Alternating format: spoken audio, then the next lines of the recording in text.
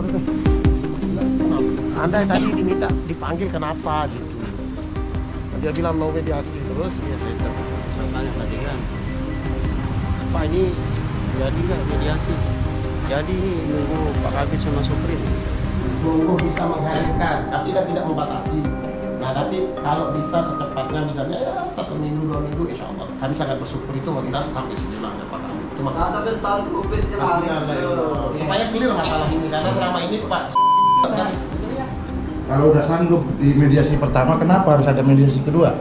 Seharusnya mediasi kedua itu tinggal serahkan semua. Kenapa kemarin berjanji? Itu dokumen asli. Sekarang saya tanya sedikit aja untuk CPMI. Udah berapa lama diproses? 2020. 2020 COVID, 2021 udah ada buka. Iya. 2021 akhir ada buka. Iya, memang itu ada panggilan juga dia Pak. Ada panggilan untuk berangkat, tapi CPMI-nya masih ragu.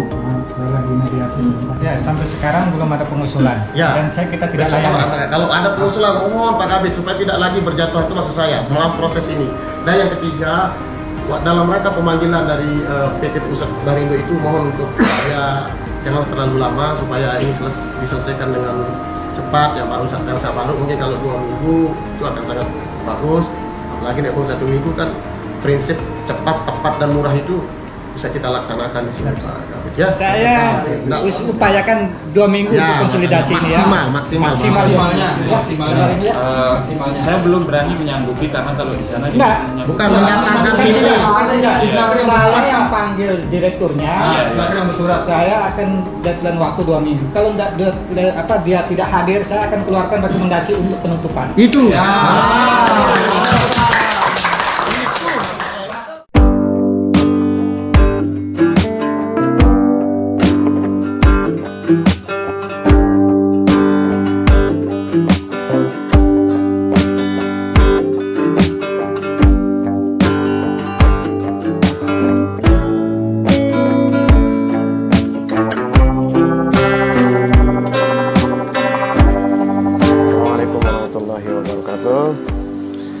Perkenalkan, nama saya Fauzan. Jadi saat ini saya bergabung dengan advokasi buruh migran Indonesia Lombok Timur atau biasa disebut dengan Yayasan ADBMI. Tapi saya sebelum bercerita perjalanan bergabungnya, saya adalah mantan pekerja migran Indonesia.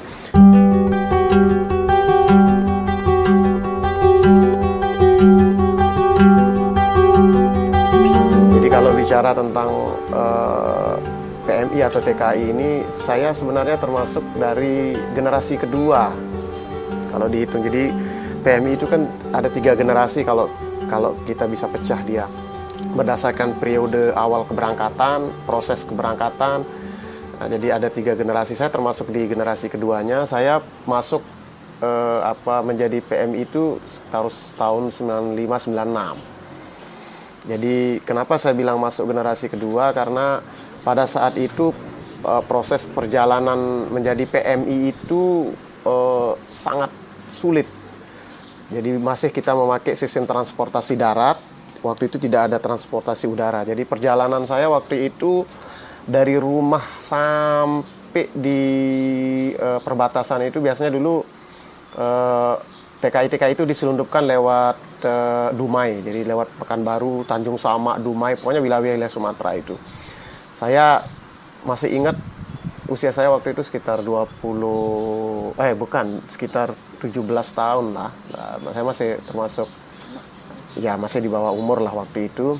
Kalau dulu ndak buruk kan itu, image tentang PMI itu malah menjadi sesuatu yang istimewa bahkan kalau pada saat itu, karena gaya-gaya hidup dan kebutuhan-kebutuhan orang-orang yang menjadi PMI itu lebih terlihat terjamin ketimbang mereka-mereka yang tidak jadi PMI.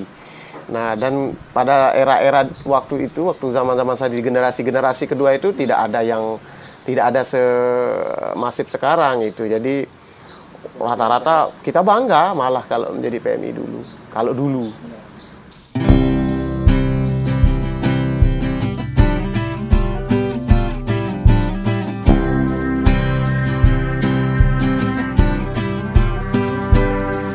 Nah, jadi sebelum saya bercerita tentang awal mula saya bergabung di ADBMI, sejak didirikan ADBMI ini kan memang hitah perjuangannya itu kan memang membantu teman-teman ya.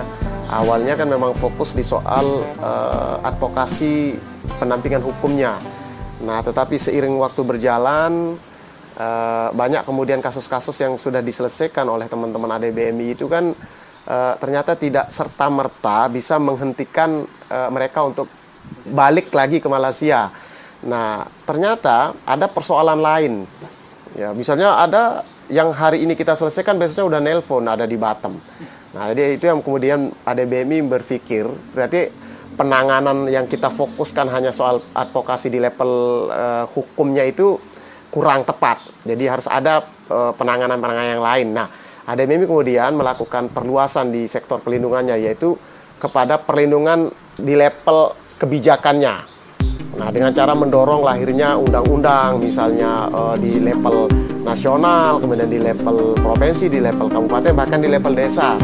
Assalamualaikum warahmatullahi wabarakatuh.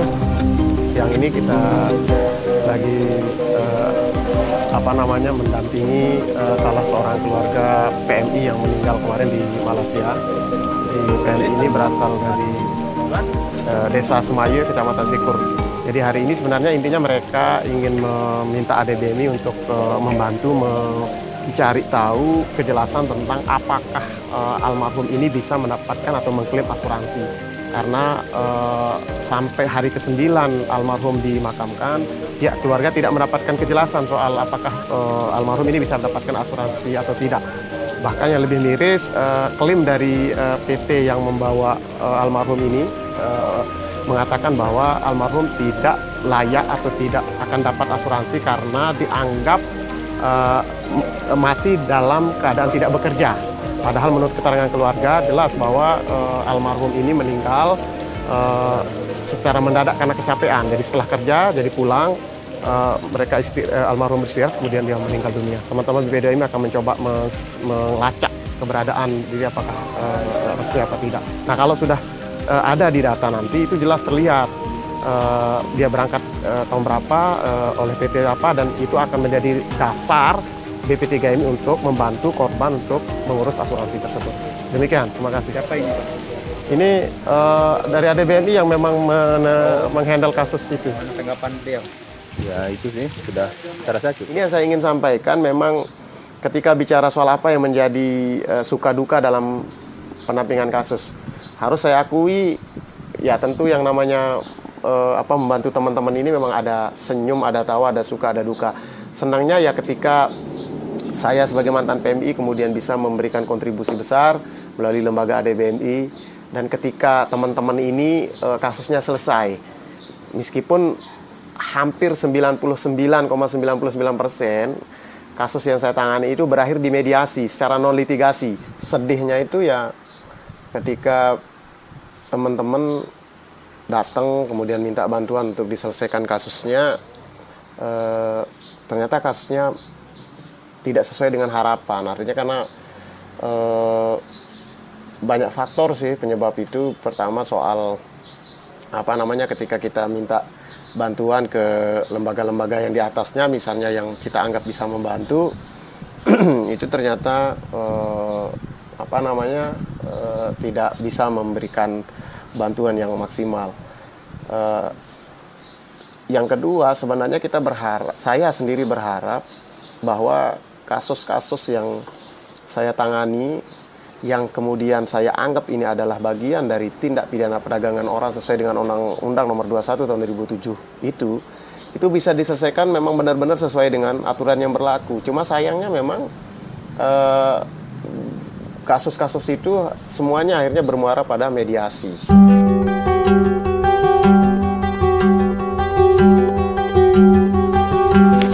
Ya, hari ini saya baru pulang dari ruang mediasi kantor Dinas Tenaga Kerja dan Transmigrasi Kabupaten Lombok Timur dalam rangka mendampingi 5 calon pekerja migran Kabupaten Lombok Timur yang diduga mendapatkan kasus penipuan atau gagal berangkat oleh PT, di mana kasus ini memang menarik perhatian ADBMI karena cukup lama, dari sejak tahun 2020 sebelum corona. Nah, jadi ada beberapa poin yang dihasilkan oleh dalam proses mediasi itu. Yang pertama adalah dalam hari ini PL-nya berjanji akan mengembalikan seluruh dokumen asli yang masih tertahan di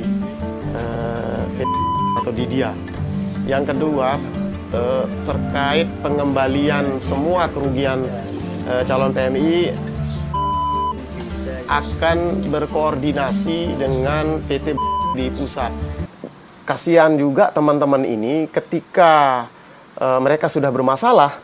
Nah, sepertinya mereka tidak serius ditanganin, tidak serius dibantu. Bayangkan saja kemarin untuk yang 57 korban yang menjadi korban penipuan ke Polandia itu yang kita dampingi terakhir di sekitar 2021 kemarin, itu kerugiannya saja korban itu hampir 1 miliar 990-an sekian. Tidak kemudian kita hanya gairah membantu teman-teman yang berangkat secara formal, secara dokumented atau secara prosedur, tetapi mengabaikan mereka-mereka yang berangkat secara ilegal. Maka 3 poin yang saya bilang tadi, harus ada koordinasi yang kuat, ada kolaborasi yang bagus, kemudian ada bersifat inklusif, bersifat semua. Tidak boleh pandang bulu. Tidak ada lagi kita harus mengatakan dia ini berangkat secara gelap. Tidak peduli kita, karena ketika kita bicara soal PMI, maka kita bicara soal pahlawan devisa. Jangan giliran mereka pada saat sukses kirim kepeng saja, kemudian dia harus diakui sebagai pahlawan devisa. Tetapi ketika mereka bermasalah, mereka diabaikan gitu.